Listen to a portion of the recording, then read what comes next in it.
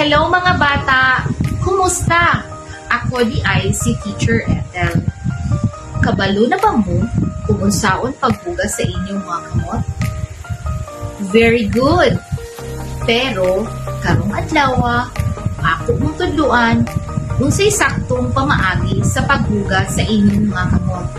Dali na, magsugod na kita. Dali, mangunaw na ta.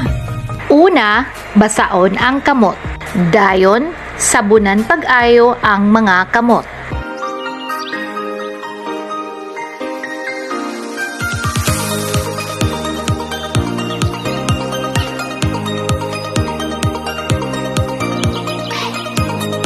Ikuskus pag-ayo ang duha ka palad.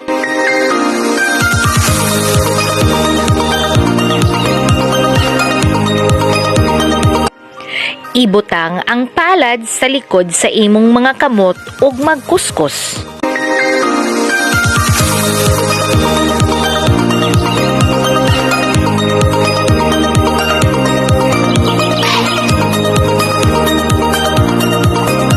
Ikuskus ang mga tudlo taliwala sa tinag-isa nga kamot.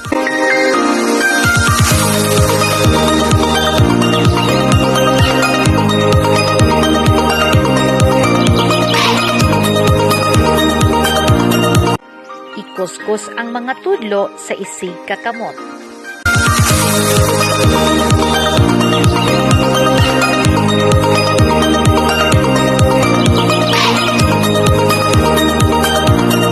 Paghuman, ikuskus ang kumagko ug patuyok.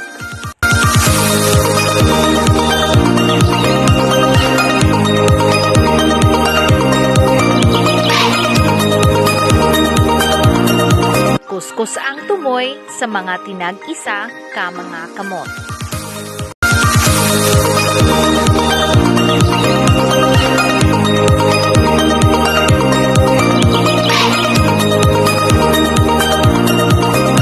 Pagkahuman, hugasi ug maayo ang mga kamot kutob mawala ang sabon.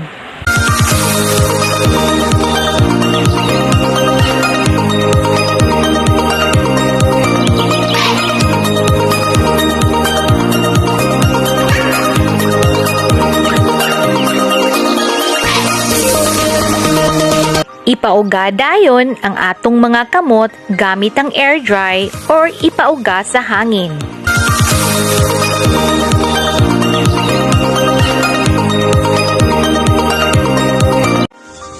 Very good!